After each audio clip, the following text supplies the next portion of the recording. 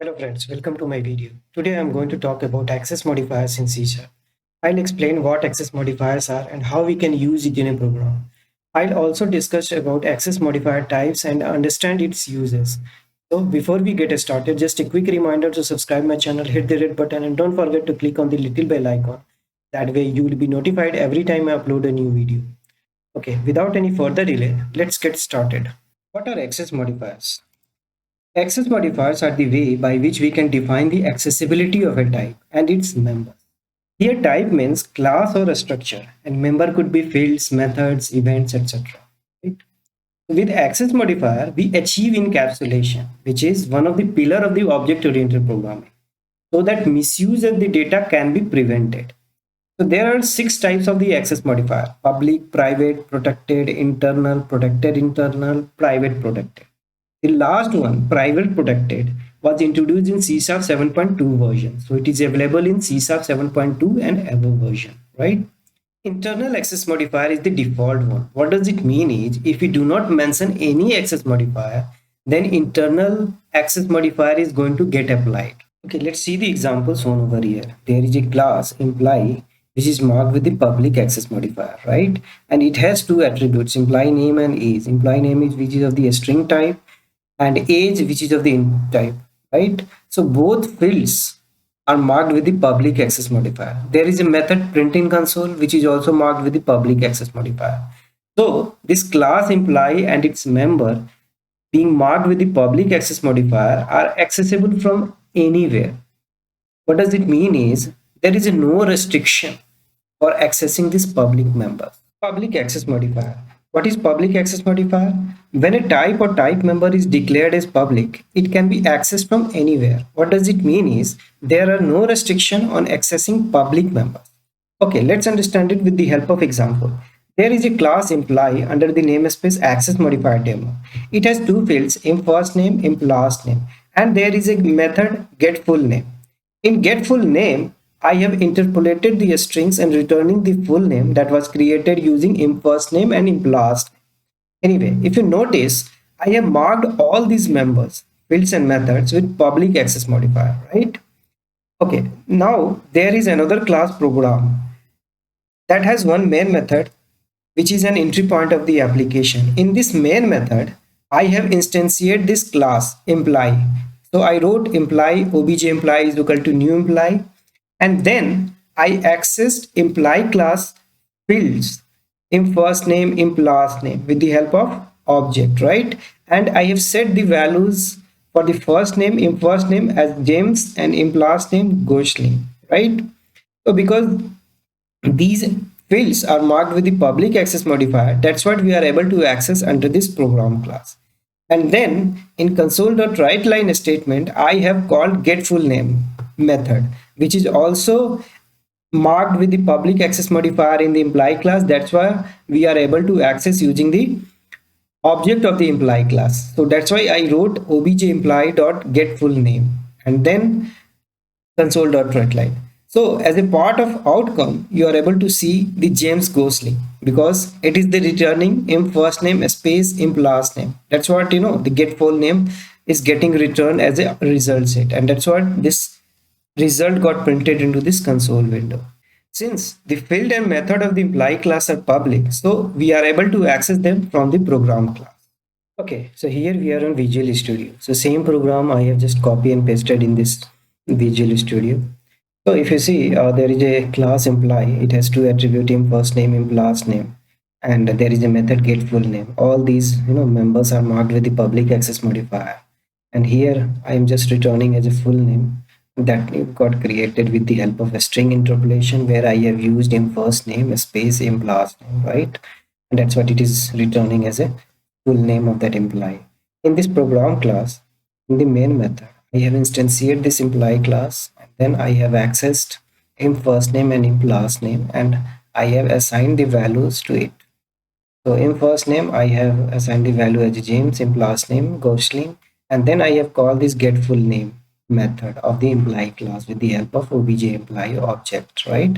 And then I am printing all those things, whatever the output it is getting returned from this method into this console window. Okay, so let me execute this program and see the output. Okay, so output got appeared into this console window. If you see the first name James and the last name Ghostly, as a full name, it is coming James Ghostly. Private access modifier. What is private access modifier? Private members are accessible only within the body of the class or the structure in which they are declared. Okay, let's see the example to understand it better. Okay, there is a class imply under the namespace access modifier demo, right? It has two fields, imp first name, imp last name, and there is a method get full name. In get full name method, I have interpolated the string and returning the full name that was created using imp first name and imp last name.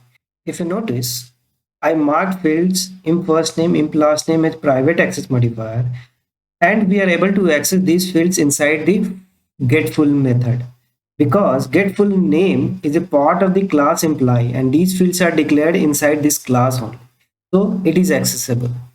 Okay, now see the program class. In the main method, I created an object of the imply class and trying to access its fields in first name and in last name, but it is not allowing me to access them. And if you see the red line, right, in first name, red line, in last name, red line under these fields, so basically it is depicting the error. And if you see the error, what error it is showing, it is saying cs0122 imply.imp last name is inaccessible due to its protection level. So it is happening because we have marked imp first name and imp last name with the private access modifier, so we cannot access those things outside of this imply class, and here we are trying to access it from the program class itself. So it is not accessible due to the protection nature of the private access modifier. Protected access modifier. So a protected member is accessible within its class and by the derived class instance. Okay, let's understand it with the example. Okay, if you see the example over here, there is a class imply. It has two attributes, imp first name, imp last name, and we have marked these two attributes with the protected access modifier, right? And there is a method get full name where we have written a string interpolation and I have used imp first name and imp last name fields, right? So it is just returning the full name of that imply. Okay, and if you see, and there is a class program inside the main method, I have instantiated an object of the imply class and I'm trying to access imp first name and imp last name, but it is giving me error. So it is saying imply.imp first name is inaccessible due to its protection level. As we see, the protected member is accessible within the class. That's what we are able to access inside the class in first name and in last name, because it is marked with the protected, but we are able to access it inside the imply class. And another way how we are going to access those things, we need to derive class instances, and then we are able to do that.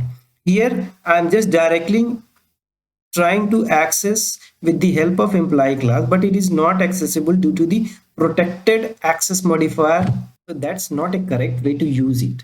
How we are going to use it in a correct way? If you see here, right side here, we need to inherit this imply class, and then we need to create an instance of this program class, and then we access imp first name, imp last name with the help of object of the program class.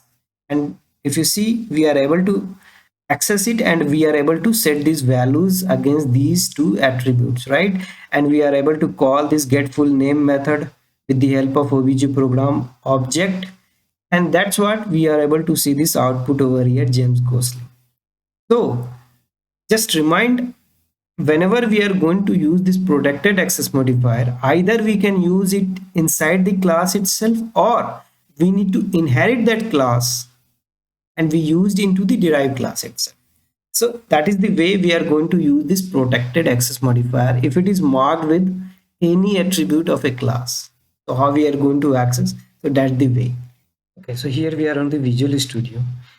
So the same program we have written over here. So if you notice, there is imply class. It has two attributes in first name and in last name, and both attributes are marked with the protected access modifier. There is a method get full name. Inside that I have used a string interpolation concept and used these two attributes in first name and in last name. If you notice, I am able to use this in first name, in last name inside this get full name, even though it is marked with the protected. So as per the protected definition, it says we can use it inside the class where it is declared. Okay, and there is another way how we are going to access those things. So we need to inherit that particular class. So in this case, imply class, if we want to use it into the program class, we need to inherit this imply class, and we need to create an object of this program class, and then access this attributes, and then we can use it. So that's what I have created, an object of this program class, and then I have accessed imp first name, imp last name, and assigned the values to it. Okay, and in the console.writeLine statement, I have called this get full name method, and we are able to print it into this console window. Okay, let me execute this program and see the output. Okay, output got appeared into this console window, and that's what it is showing, the full name James Gosling as expected. Internal access modifier. Internal types or members are accessible only within files in the same assembly. An assembly basically a basic unit of the application deployment or versioning. It contains files inside a logical unit. So there are so many files. Basically, it could be maybe it's CS file, it's maybe XML file, and all those things which is being used one of the particular project. Or maybe we can say this is the namespace, under this namespace. So when we are going to compile those things, this DLL would get created, or exe would get created, right? So basically those are nothing but the assembly. We understood what is assembly. So it says internal types or member are accessible only within the files in the same assembly. So let's suppose in assembly there are 10 files. So whatever the attribute that we are going to mark with the internal, it could be accessible in all 10 files.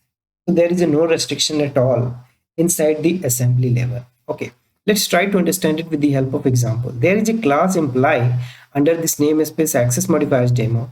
There is a two attributes, imp first name, imp last name, and these two attributes are marked with the internal access modifier. In this get full name method, I have used imp first name and imp last name, even though it is marked with the internal, because internal says it is accessible inside the assembly, no matter what it is, where it is defined, right? So we are able to access those things, right? Again, in this program class, in the main method, I will instantiate this imply class.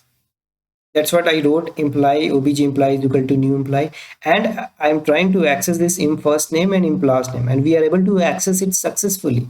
That's what we are assigning those values James and Gosling, and then we have called this get full name method so that the output is going to get printed into this console window. If you see the output, this James Gosling got printed into this output window. It is successfully accessed from the program class. This is the example number 1. Okay, try to understand with the help of another example. So if you see the example number 2, I have used this access modifiers demo inside this assembly 2. So there is another assembly 2, right? Inside that there is a class program, right? Inside main method, I have created an instance of this imply class. When I'm trying to access this imp first name, it is giving me error. It says imply imp first name is inaccessible due to its protection level, right? Why it is inaccessible? Because imp first name and imp last name are marked with internal access modifier. It is accessible only the same assembly, but here in example 2, I am going to use it into the different assembly altogether. So it is not accessible. That's why this error is thrown. Okay, so here we are on Visual Studio. The same program I have written here to depict the demo of the internal access modifier. Okay, so there is a class imply under this namespace access modifier demo. We have two attributes, imp first name, imp last name. These two attributes are marked with the internal access modifier. There is a method get full name where we are using imp first name and last name and returning as a full name of a string data type. Okay, and there is a class program. Inside that main method, I have instantiated this imply class and use access this imp first name and imp last name and assign the value to it. James and Gosling. James for imply first name, imp last name as a Gosling. And then we have called this get full name method so that the output or result that we are going to get it could print into this console window, right? If you notice, because we have marked with the internal access modifier, so we are able to access these two attributes inside the assembly, same assembly. So here this program and imply class are having inside this same assembly itself. That's what we are able to access those things in this get full name or in this program class as well. Okay, let me execute this program and see the output. Okay, so output got appear into this console window and we are able to see the full name of the employee, James Gosling. That's what we expected out. Here we are going to see another aspect of the internal access modifier. Here we have employee class. Inside that there are two attributes, in first name, in last name, where we have marked with the internal access. Right? There is a get full name method where we have this in first name and in last name, basically returning the full name of that employee, right? And if you notice, we have defined these things into this namespace access modifiers. So that basically that is the one assembly. Okay.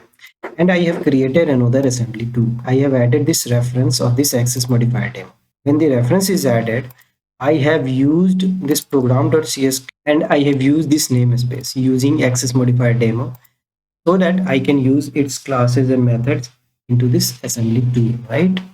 So what I'm doing over here, I'm just going to inherit this employee class and I have created an object of the program class and trying to access this in first name and in last name, but it is giving me error. It is saying employee.in first name is inaccessible due to its protection level because in first name and in last name is a part of the employee class of this assembly access modifiers demo and it is marked with the internal access modifier. So these attributes are accessible only inside the same assembly only. Here what we are trying to do over here, we are trying to access it from the assembly too. So that's what it is inaccessible. So that is the another aspect of the internal access modifier. Protected internal access modifier.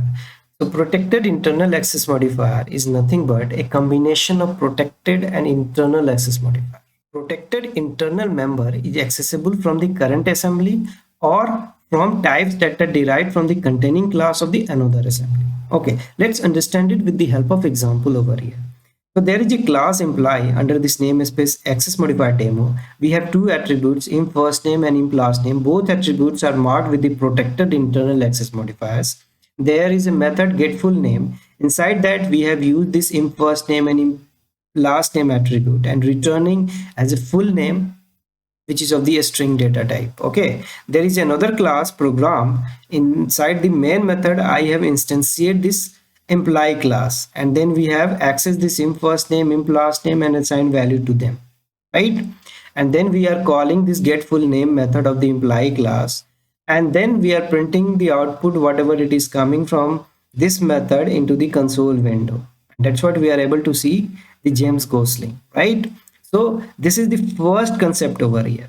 Okay, let's see the example number 2 over here. Here we have created another project which is nothing but another assembly 2, and here I have added namespace using access modifiers demo so that I can use the class method which is defined under this namespace, right? Okay, so there is a program class where we have inherited this employee class and then in this main method I have created an instance of the program class and then access in first name, in last name and then assign value to it and then we have access this get full name, call this method and then whatever the output is going to come we are just printing into this console window, right? And that's what the output is coming. But if you notice over here we are able to access this attribute from the another assembly. So that's the beauty of the protected internal. Okay, so here we are on Visual Studio. So here we are going to see the example of protected internal access modifier. Okay, same examples I have just written over here. So there is employee class where we have two attributes, in first name, in last name, and we mark with the protected internal. And in this get full name, I have used this in first name, in last name, and then we are returning the value of the full name of that employee, right? And in this program class, I have instantiated this obj employee class under this main method, and I have assigned, I have accessed this in first name, in last name attribute and assigned the value to them, right? And then we have call this get full name method and printing the output into this console window. Let's execute this program and see the output. Okay, output got appear into the console window and we are able to see the James Gosling over here, which is nothing but a full name of that employee. So here we are going to see the another aspect of the protected internal access modifier. In access modifiers demo namespace, we have defined this employee class and we have these two attributes, right? Which is marked with the protected internal. And we are able to access into this program class, this attribute in first name and in last name, right? So this is the one assembly. That's what we are able to access this protected internal. Okay, so we are going to see another aspect of this protected internal in this demo. Okay, so what we are going to do over here is I have created this assembly to project. Okay, and I have added this access modifier demo class to it as a reference, and then in program.cs class I have added this namespace using access modifiers demo, and in assembly2 what I have done, I have created this program class, and then I am inheriting this employee class into it, right? And then in main method I have instantiated this program class, accessing this in first name last name attribute, and then we are calling this get full name method, so that whatever the output is going to come, we are going to print into this console window. Okay, but one thing notice over here is, because we have marked this in first name and in last name as a protected internal into this access modifiers assembly, right? But we are able to access it from the assembly2 also, because as per the definition of the protected internal access modifier, it says we can access it from the different assembly. Here assembly2 is a different assembly altogether, right? So we need to inherit this imply class, and then the from the program class we need to create an instance, and then we can access with the help of object of this program class, and that's what we are able to access these two attributes, and we are able to assign those values to it, and then finally we are calling this get full name method, right? Okay, so let me execute this program. So before that I need to just mark this assembly2 class as a set as a start project. Once I mark those things, let me execute and click this start button. Okay, so output got appear into this console window from the assembly2.exe, right? And that's what we are able to see the James Gosling as a full name of that employee. So that's the expected output. Private protected access modifier. So basically it is a combination of the private and protected access modifier, right? It is available in C 7.2 and the above version only. Okay, if you are going to access in the lower version, so it won't work. Okay, so a private protected member is accessible within the same class and its derived class within the same assembly. Okay, so let's understand it. So if you see this access modifiers demo, there is a namespace. Inside that there is an employee class, right? And there are two attributes, imp first name, imp last name, and we have marked with the private protected namespace. And if you see here, I have used this in get full name method, imp first name and imp last name, and I have used a string interpolation so that it will give me the final outcome as a string, right? And that's what we are going to get full name of the employee by using this return statement. Okay, and if you see, there is a class program where we have inherited this employee class, right? And in the main method I have created object of the program class, and I have accessed this imp first name, imp last name with the help of obj program, which is an object of the program class, right? And then we have assigned this James and Gosling to the first name and imp last name respectively. And then finally I have called this get full name method, and the output we are printing into this console window. But if you notice over here, I have marked this attribute with the private and protected keyword, right? So that it will be restricted to the same assembly itself. Okay, but we are going to use inside the same class or maybe in the derived class within the same assembly itself. Okay, so that is the example number 1, and the output we are seeing James Gosling, because whatever the output this get full name method is returning, we are printing into the console window, and that's what we are seeing the output James Gosling's over here. Okay, so that is the example number 1. In example number 2 over here, I have created another assembly2, and I have added this namespace access modifier demo, right?